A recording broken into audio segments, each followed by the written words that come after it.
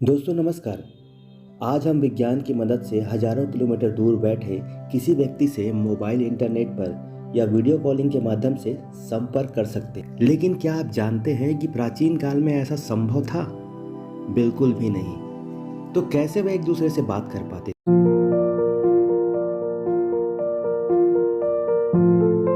मान लीजिए आप समुद्र या जंगल या रेगिस्तान में भटक गए हैं और आपके पास सैटेलाइट फोन भी है, तो उसकी बैटरी डिस्चार्ज भी हो गई है।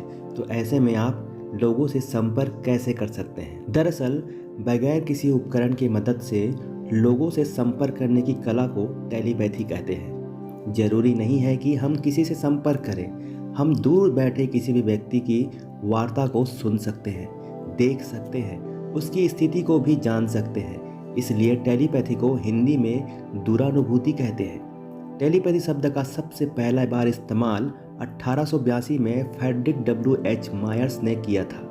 कहते हैं कि जिस व्यक्ति से यह छठी इन ज्ञानेंद्रियां होती हैं, जिसे हम सिक्स सेंस भी कहते हैं, वह जान लेता है कि दूसरों के मन में क्या चल रहा है। यह परामनोवैज्ञानिक का विषय है। इसमें टेलीपैथी के कई प्रकार बताए जाते हैं। टेली शब्द से टेलीफोन, टेलीविज़न आदि शब्द बने हैं।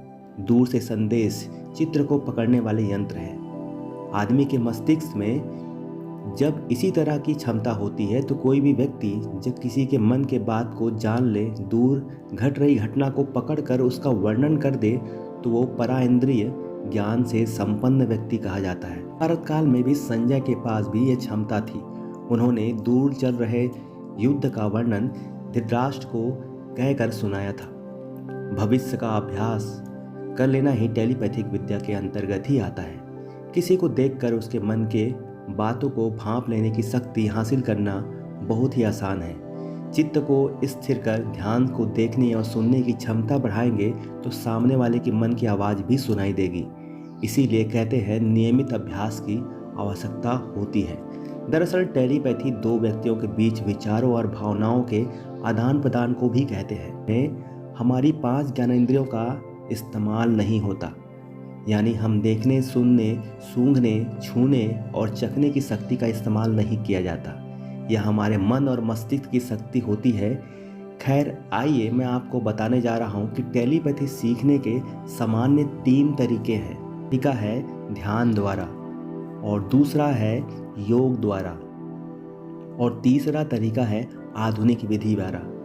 आप जानेंगे कि इन तीनों तरीकों को कैसे आप अपने घर में बैठे इस्तेमाल कर सकते हैं। सबसे पहला आते हैं ध्यान द्वारा। लगातार ध्यान करते रहने से चित्त स्थिर होने लगता है। चित्त के स्थिर होने और शांत होने के साक्षीभाव घटित होता है।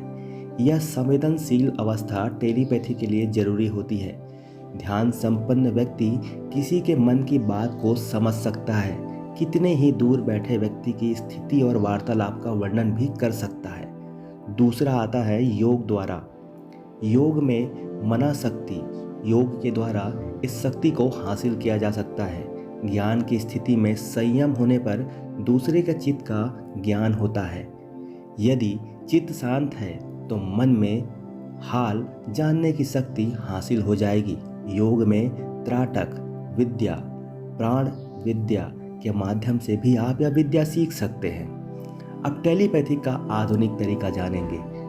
तरीके भले ही आधुनिक हो, लेकिन इसके सर्वप्रथम आपको ध्यान रखने की जरूरत है कि आपको अभ्यास करना ही होगा, तभी यह तरीका कारगर सिद्ध होगा।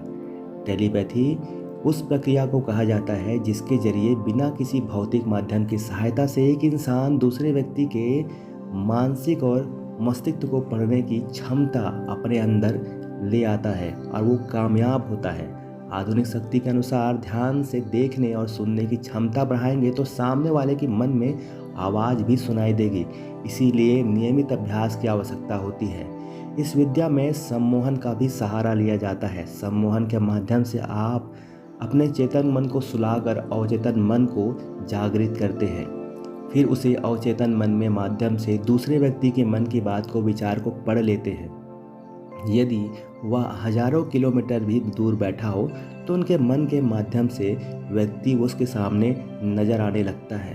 क्या आप भी जानना चाहते हैं कि किस तरह से होता है? क्योंकि अगर आप हिप्नोटाइज सीखना चाहते हैं, त्राटक सीखना चाहते हैं, ध्यान सीखना चाहते हैं, अगर आपको टेलीपैथी में एक अलग लेवल तक हासिल करना चाहते हैं, तो इन तीनों का अभ्यास आपको नियमित समय, नियमित टाइम, मतलब कि आपको एक स्थान, एक समय और हर रोज़ रोज़ाना आपको करना होगा बिना गैप किए। तभी इस जगह पर आप मंजिल को पा सकते हैं। आपको धीरे धीरे हफ्तों में ही आपको अपने अंदर बदलाव नज़र आना शुरू होगा। जब भी आप किसी को देखेंगे आपको लगेगा कि आप उसे देखकर आपको उसके बारे में बहुत सारी जानकारी हो रही है।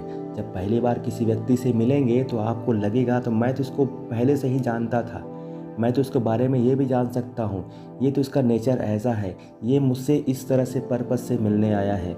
आप बहुत सारे आपके मन में कल्पनाएं उठने लगेंगी। ये सिक्स सेंस नहीं है, आपके अंदर की शक्तियों का घुमाव है, वो चलता जा रहा है, जिससे जिससे आपकी धीरे धीरे आपकी ज्ञान इंद्रियाँ आपकी खुल रही हैं।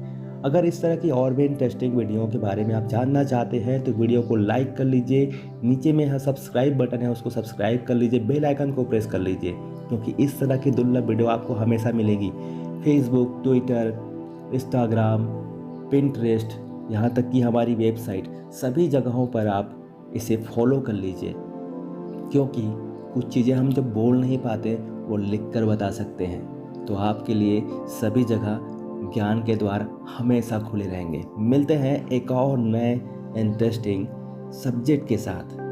तब तक के लिए अपना बहुत सारा ख्याल रखिए। धन्यवाद।